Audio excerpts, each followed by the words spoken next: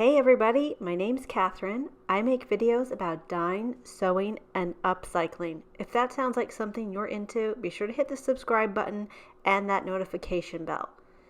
Today I'm going to be showing you how I made this pattern with ice dye.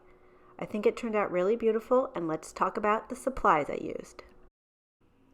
I'm going to link all the supplies down in the description below so you can go and see where to get them. First, I used a pre-washed 100% cotton t-shirt, and I needed a bucket to mix up my soda ash solution, and I used a stir stick in order to mix all of that up. I used drop cloths to make sure that my studio stays clean, Procyon dye, which is also known as tie-dye, and a dust mask for handling the Procyon dyes to protect myself. Next, I used a large bowl to kind of make a shape to drape my shirt over, and a smaller bowl to stack on top of it.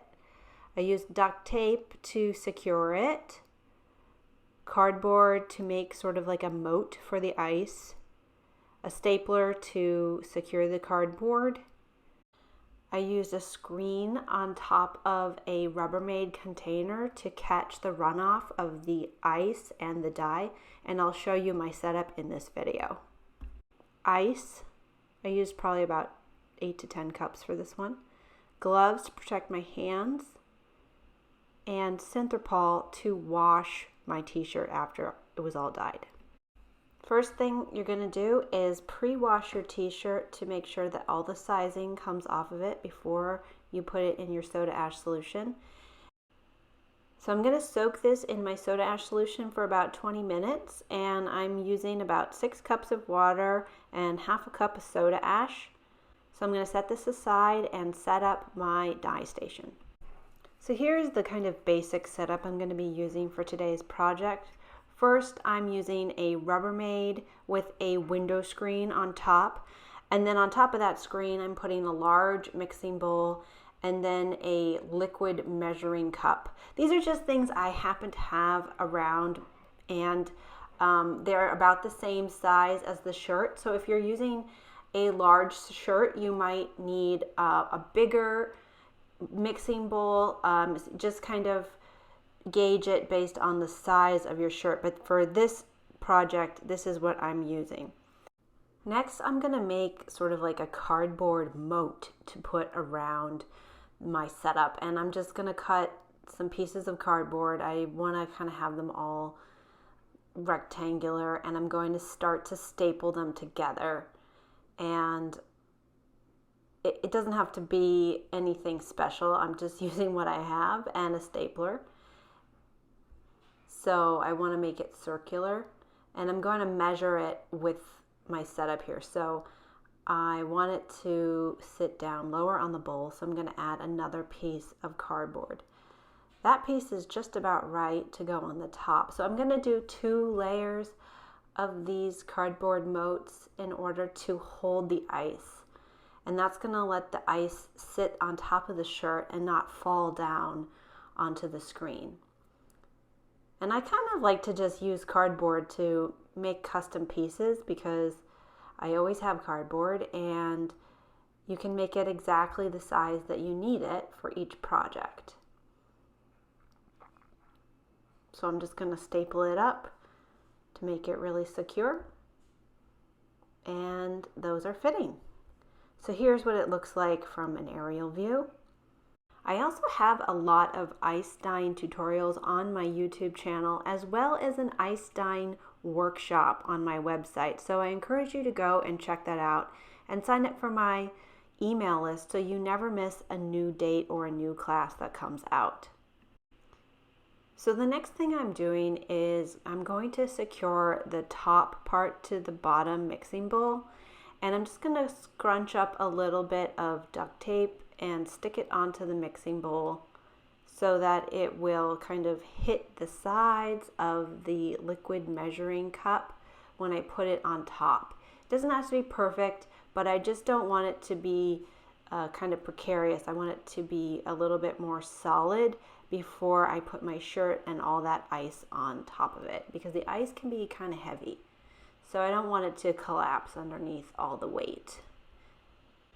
So I'm just going to make sure that they fit inside of the top piece and they kind of stick to the sides of that measuring cup. This needs a little something. It's not like super tight on there, but I think that that's going to help keep it from toppling over in the middle of the die. So now I'm going to move my contraption over to the screen, and I'm going to take my t-shirt out of the soda ash and wring it out. I want it to be damp but not too wet. And I'm going to drape it over the bowls.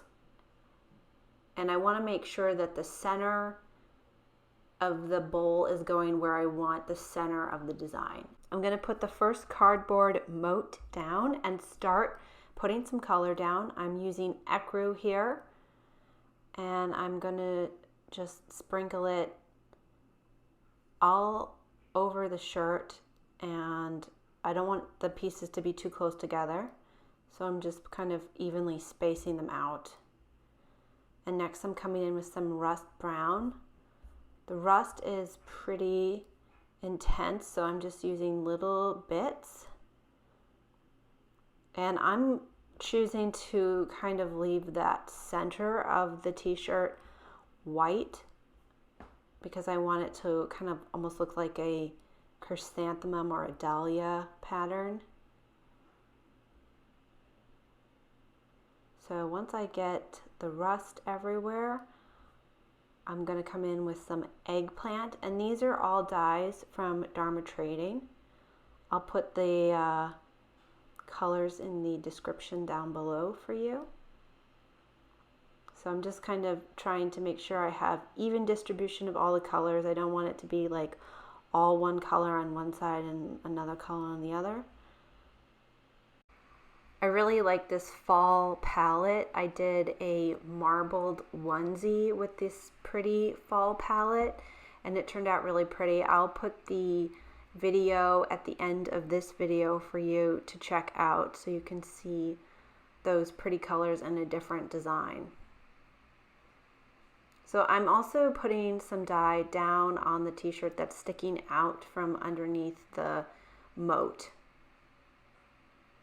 So I'm going to start adding some ice, and I'm being very careful to add it evenly along the whole bowl. I don't want it to get too heavy on one side and topple over. Now I'm adding the second moat, and I'm putting ice on the top. And then I'm going to fill in this bigger moat with more ice. Here it is. You can see the setup here, and now I'm just going to wait for it to melt. All right, so you can see a little bit more of a picture of what it looks like. This is gonna all run down, and you can see the colors already starting to split beautifully. It's so exciting. All right, so now we just wait. So here it's starting to really melt, and you're getting some of those really cool colors, and it's splitting really nicely. All right, so this has been sitting overnight, and I'm ready to take it apart. So this, I don't know, I think might even be able to reuse them. I mean, they're a little soggy, but I'll just keep them over here for now. And let's see. Whoa. So that's the back. Here's the front. It turned out really cool. It definitely looks like a flower. I'm going to wash it now with cold. I'm going to rinse it with cold until the water runs clear, and then wash it with hot and Synthropol. But you can see the back. It kind of got stretched out, but I'm sure it'll be fine once I dry it. So immediately after that, I rinsed it with cold water until the water ran clear, which can take kind of a long time if there's a lot of dye in the t-shirt. So I just kept agitating it, and then after that I added some Synthropol, which is dyer's detergent, That helps to keep the white parts white and the dyed parts the color that they're supposed to be, so it helps it from getting muddled. So then I just continued rinsing it until the water ran clear again, and then I dried it on hot in order to set the dye and to also reshape the t-shirt.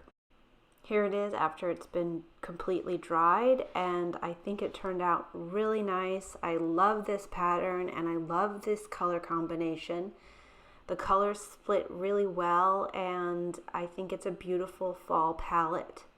If you like this video, be sure to give it a thumbs up and let me know down in the comments what color combinations you guys like to ice dye with. Thanks so much for watching. Be sure to check out my social media and follow me at Onyx Art Studios, and go to my website for more information on online dyeing workshops and to sign up for my email list.